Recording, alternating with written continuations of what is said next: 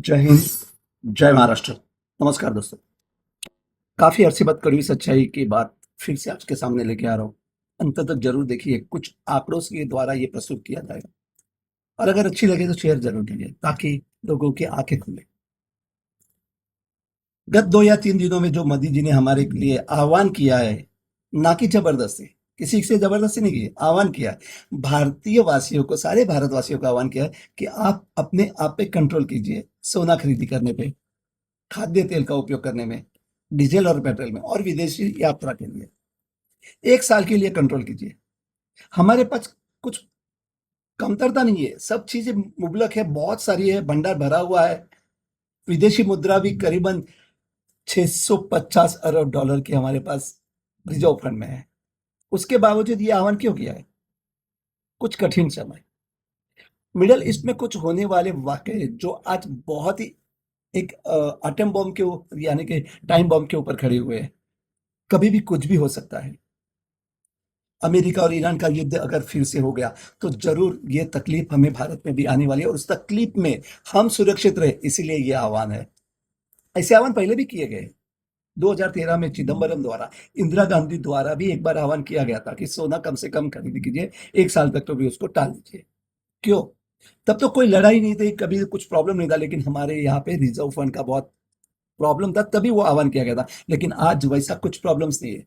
आज प्रॉब्लम्स कुछ अलग है और उसकी आहट हमारे मोदी जी ने सुन ली है, समझ ली है। इसीलिए इंडियन गवर्नमेंट ने, यानी मोदी जी ने, आप सभी भारतीय वासियों को यह आह्वान किया है और इस आह्वान को मैं स्वीकारता हूँ।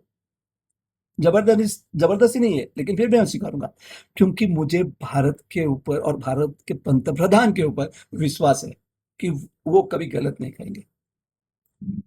देखो, ये चारों चीजें जो जुड़ी है ना, वो विदेशी मुद्रा से जुड़ी हुई है, ये चारों चीजें। वहां पे जब हमारा विदेशी मुद्रा भंडार कमजोर होता है ना, तो रुपया और डाउन होता है क्योंकि हम ज्यादा से ज्यादा विदेशी मुद्रा का उपयोग करते हैं। ना तो ये चारों चीजें हमारे यहाँ रिलेटेड है, ना ही विदेशी मुद्रा हमारे यहाँ तैयार होती है, वो भी बाहर से आती है। करीबन हम साल के 50 अरब डॉलर सिर्फ विदेश यात्रा में खर्चा करते हैं। सोने द्वारा इंपोर्ट करीबन 80 अरब डॉलर का किया जाता है। खाद्य तेल 25 अरब डॉलर और क्रूड ऑयल, पेट्रोल, डीजल के लिए करीबन 130 अरब डॉलर। टोटल मिलाए तो 260 अरब डॉलर, 260 या 80 डॉलर। उसमें से, यानी कि रुपए में कन्वर्ट करें तो 25 लाख करोड़ रुपए। अगर उसमें से हम आधी भी कटौती करें, कटौती करने की बात की है, पूरी तरह से बंद नहीं करने के लिए, कटौती करो। अगर कटौती आधी भी करते हैं तो ये विदेशी मुद्रा करीबन 12.5 लाख रुपए हमारी बच जाती है। इंडिया के पास सब साधन पर्याप्त है, बहुत सारे।